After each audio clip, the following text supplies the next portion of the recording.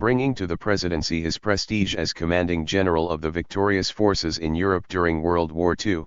Dwight D. Eisenhower obtained a truce in Korea and worked incessantly during his two terms, 1953 to 1961, to ease the tensions of the Cold War.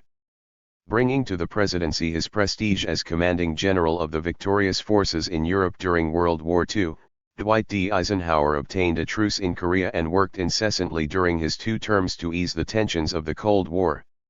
He pursued the moderate policies of modern republicanism, pointing out as he left office, America is today the strongest, most influential, and most productive nation in the world. Born in Texas in 1890, brought up in Abilene, Kansas, Eisenhower was the third of 7 sons. He excelled in sports in high school, and received an appointment to West Point. Stationed in Texas as a second lieutenant, he met Mamie Geneva Doud, whom he married in 1916. In his early Army career, he excelled in staff assignments, serving under Generals John J. Pershing, Douglas MacArthur, and Walter Kruger.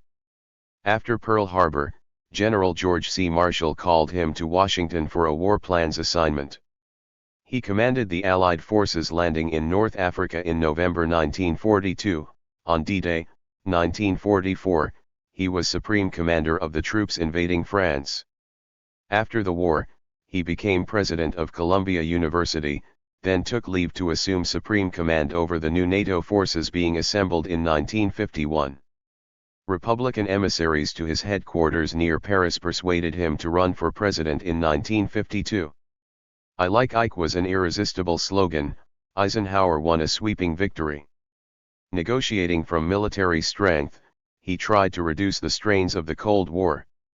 In 1953, the signing of a truce brought an armed peace along the border of South Korea. The death of Stalin the same year caused shifts in relations with Russia. New Russian leaders consented to a peace treaty neutralizing Austria. Meanwhile, both Russia and the United States had developed hydrogen bombs. With the threat of such destructive force hanging over the world, Eisenhower, with the leaders of the British, French, and Russian governments, met at Geneva in July 1955. The president proposed that the United States and Russia exchange blueprints of each other's military establishments and provide within our countries facilities for aerial photography to the other country. The Russians greeted the proposal with silence, but were so cordial throughout the meetings that tensions relaxed. Suddenly, in September 1955, Eisenhower suffered a heart attack in Denver, Colorado. After 7 weeks he left the hospital, and in February 1956 doctors reported his recovery. In November he was elected for his second term. In domestic policy the president pursued a middle course, continuing most of the New Deal and Fair Deal programs, emphasizing a balanced budget. As desegregation of schools began, he sent troops into Little Rock, Arkansas, to assure compliance with the orders of a federal court. He also ordered the complete desegregation of the armed forces. "There must be no second-class citizens in this country," he wrote. Eisenhower concentrated on maintaining world peace. He watched with pleasure the development of his Atoms for Peace program, the loan of American uranium to have-not nations for peaceful purposes. Before he left office in January 1961, for his farm in Gettysburg, he urged the necessity of maintaining an adequate military strength, but cautioned that vast, long-continued military expenditures could breed potential dangers to our way of life. He concluded with a prayer for peace in the goodness of time. Both themes remained timely and urgent when he died, after a long illness, on March 28, 1969. Dwight David Eisenhower, October 14, 1890 to March 28, 1969, nicknamed Ike, was an American military officer and statesman who served as the 34th President of the United States from 1953 to 1961. During World War II, he was Supreme Commander of the Allied Expeditionary Force in Europe and achieved the 5-star rank as General of the Army. Eisenhower planned and supervised two of the most consequential military campaigns of World War II, Operation Torch in the North Africa Campaign in 1942 to 1943 and the invasion of Normandy in 1944. Eisenhower was born in Denison, Texas, and raised in Abilene, Kansas. His family had a strong religious background, and his mother became a Jehovah's Witness. Eisenhower, however, belonged to no organized church until 1952. He graduated from West Point in 1915 and later married Mamie Doud, with whom he had 2 sons.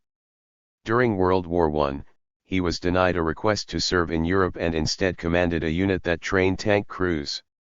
Between the wars he served in staff positions in the U.S. and the Philippines, reaching the rank of brigadier general shortly before the entry of the U.S. into World War II in 1941. After further promotion, Eisenhower oversaw the Allied invasions of North Africa and Sicily before supervising the invasions of France and Germany. After the war ended in Europe, he served as military governor of the American-occupied zone of Germany, 1945, Army Chief of Staff, 1945 to 1948, President of Columbia University, 1948 to 1953, and as the first Supreme Commander of NATO, 1951 to 1952. In 1952, Eisenhower entered the presidential race as a Republican to block the isolationist foreign policies of Senator Robert A. Taft, who opposed NATO. Eisenhower won that year's election and the 1956 election in landslides, both times defeating Adlai Stevenson too. Eisenhower's main goals in office were to contain the spread of communism and reduce federal deficits. In 1953, he considered using nuclear weapons to end the Korean War and may have threatened China with nuclear attack if an armistice was not reached quickly. China did agree and an armistice resulted, which remains in effect. His New Look policy of nuclear deterrence prioritized inexpensive nuclear weapons while reducing funding for expensive army divisions. He continued Harry S. Truman's policy of recognizing Taiwan as the legitimate government of China, and he won congressional approval of the Formosa Resolution. His administration provided major aid to help the French fight off Vietnamese communists in the First Indochina War. After the French left, he gave strong financial support to the new state of South Vietnam. He supported regime-changing military coups in Iran and Guatemala orchestrated by his own administration. During the Suez Crisis of 1956, he condemned the Israeli, British, and French invasion of Egypt, and he forced them to withdraw.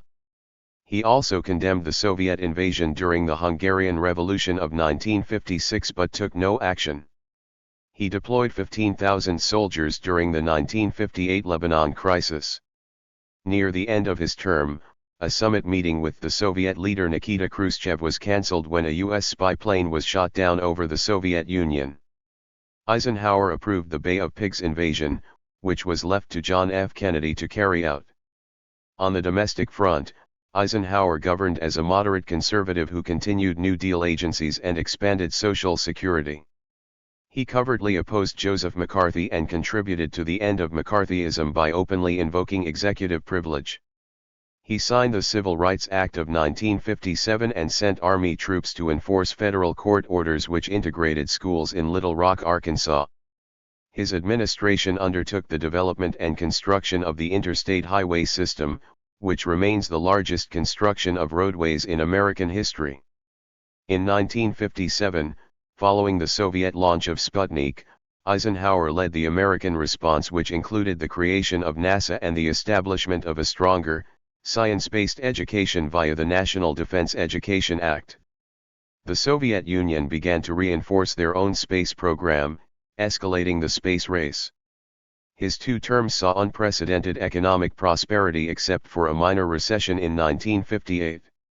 In his farewell address, he expressed his concerns about the dangers of massive military spending, particularly deficit spending and government contracts to private military manufacturers, which he dubbed the military-industrial complex. Historical evaluations of his presidency place him among the upper tier of American presidents. Dwight D. Eisenhower's tenure as the 34th President of the United States began with his first inauguration on January 20, 1953, and ended on January 20, 1961. Eisenhower, a Republican from Kansas, took office following his landslide victory over Democratic nominee Adlai Stevenson in the 1952 presidential election. 4 years later, in the 1956 presidential election, he defeated Stevenson again, to win re-election in a larger landslide. Eisenhower was limited to 2 terms and was succeeded by Democrat John F. Kennedy, who won the 1960 presidential election. Eisenhower held office during the Cold War, a period of geopolitical tension between the United States and the Soviet Union. Eisenhower's New Look policy stressed the importance of nuclear weapons as a deterrent to military threats, and the United States built up a stockpile of nuclear weapons and nuclear weapons delivery systems during Eisenhower's presidency. Soon after taking office, Eisenhower negotiated an end to the Korean War, resulting in the partition of Korea. Following the Suez Crisis, Eisenhower promulgated the Eisenhower Doctrine, strengthening U.S. commitments in the Middle East. In response to the Cuban Revolution, the Eisenhower administration broke ties with Cuba and began preparations for an invasion of Cuba by Cuban exiles, eventually resulting in the failed Bay of Pigs invasion. Eisenhower also allowed the Central Intelligence Agency to engage in covert actions, such as the 1953 Iranian coup d'état and the 1954 Guatemalan coup d'état. In domestic affairs, Eisenhower supported a policy of modern republicanism that occupied a middle ground between liberal Democrats and the conservative wing of the Republican Party. Eisenhower continued New Deal programs, expanded Social Security, and prioritized a balanced budget over tax cuts.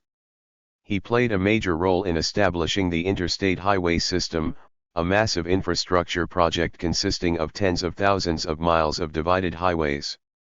After the launch of Sputnik 1, Eisenhower signed the National Defense Education Act and presided over the creation of NASA. Though he did not embrace the Supreme Court's landmark desegregation ruling in the 1954 case of Brown v. Board of Education, Eisenhower enforced the court's holding and signed the first significant civil rights bill since the end of Reconstruction. Eisenhower maintained positive approval ratings throughout his tenure, but the launch of Sputnik 1 and a poor economy contributed to Republican losses in the 1958 elections. His preferred successor, Vice President Richard Nixon, won the Republican nomination but was narrowly defeated by Kennedy in the 1960 presidential election. Eisenhower left office popular with the public but viewed by many commentators as a do-nothing president. His reputation improved after the release of his private papers in the 1970s. Polls of historians and political scientists rank Eisenhower in the top quartile of presidents. The 22nd Amendment to the U.S. Constitution, which set a 2-term limit on the presidency, was ratified in 1951. Eisenhower was the first president constitutionally prevented from serving a 3rd term. Eisenhower was also the first outgoing president to come under the protection of the Former President's Act. Under the Act, Eisenhower was entitled to a lifetime pension, state-provided staff, and a Secret Service security detail. In the 1960 election to choose his successor, Eisenhower endorsed Nixon over Democrat John F. Kennedy. On January 17, 1961, Eisenhower gave his final televised address to the nation from the Oval Office. After leaving office, Eisenhower did not completely retreat from political life. He flew to San Antonio, where he had been stationed years earlier, to support John W. Goode, the unsuccessful Republican candidate against the Democrat Henry B. Gonzalez for Texas's 20th congressional district seat. He addressed the 1964 Republican National Convention, in San Francisco, and appeared with party nominee Barry Goldwater in a campaign commercial. On January 20, 1969, the day Nixon was inaugurated as president, Eisenhower issued a statement praising his former vice president and calling it a day for rejoicing. At 12:25 p.m. on March 28, 1969, Eisenhower died from congestive heart failure at Walter Reed Army Medical Center in Washington, D.C., at age 78. The following day, his body was moved to the Washington National Cathedral's Bethlehem Chapel, where he lay in repose for 28 hours. He was then transported to the United States Capitol, where he lay in state in the Capitol Rotunda on March 30 and 31. A state funeral was conducted at the Washington National Cathedral on March 31. The President and First Lady, Richard and Pat Nixon, attended, as did former President Lyndon Johnson. The interstate highway system is officially known as the Dwight D. Eisenhower National System of Interstate and Defense Highways. It was inspired in part by Eisenhower's experiences in World War II, where he recognized the advantages of the Autobahn system in Germany. Commemorative signs reading Eisenhower Interstate System and bearing Eisenhower's permanent 5-star rank insignia were introduced in 1993 and now are displayed throughout the interstate system. Several highways are also named for him, including the Eisenhower Expressway, Interstate 290, near Chicago, the Eisenhower Tunnel on Interstate 70 west of Denver, and Interstate 80 in California. Dwight D. Eisenhower School for National Security and Resource Strategy is a senior war college of the Department of Defense's National Defense University in Washington, D.C. Eisenhower graduated from this school when it was known as the Army Industrial College. Eisenhower was honored on the Eisenhower dollar, minted from 1971 to 1978. His centenary was honored on the Eisenhower commemorative dollar issued in 1990. In 1969, 4 major record companies, ABC Records, MGM Records, Buddha Records, and Kidman Audio, released tribute albums in Eisenhower's honor. In 1999, the United States Congress created the Dwight D. Eisenhower Memorial Commission, to create an enduring national memorial in Washington, D.C. In 2009, the commission chose the architect Frank Gehry to design the memorial. The groundbreaking ceremony of the memorial was held on November 3, 2017, and was dedicated on September 17, 2020. It stands on a 4-acre, 1.6 ha, site near the National Mall on Maryland Avenue, across the street from the National Air and Space Museum. In December 1999, he was listed on Gallup's list of most widely admired people of the 20th century. In 2009, he was named to the World Golf Hall of Fame in the Lifetime Achievement category for his contributions to the sport. In 1973, he was inducted into the Hall of Great Westerners of the National Cowboy and Western Heritage Museum. On October 27, 2023, Fort Gordon was redesignated Fort Eisenhower. Thank you for watching this video.